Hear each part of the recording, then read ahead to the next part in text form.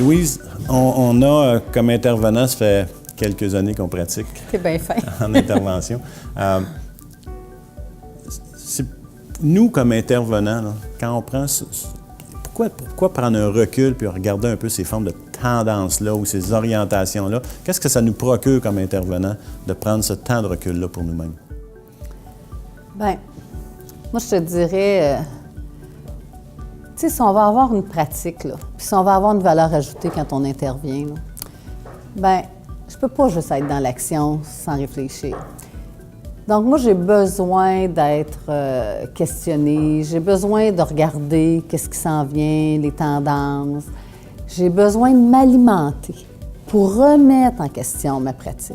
Parce que c'est pas vrai qu'aujourd'hui, je travaille de la même façon que je travaillais il y a 10 ans. Puis c'est pas vrai non plus que les jeunes avec lesquels je travaille, qui se développent, vont travailler de la même façon que j'ai travaillé.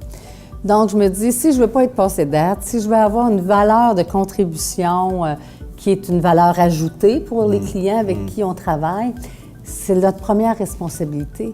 Puis j'ai besoin de me travailler le cerveau, moi aussi, là, pour me sentir en vie, puis sentir que ce qu'on fait nous permet de se développer soi-même, moi-même me développer, puis faire avancer les choses. Toi, pourquoi tu prends ton temps de recul?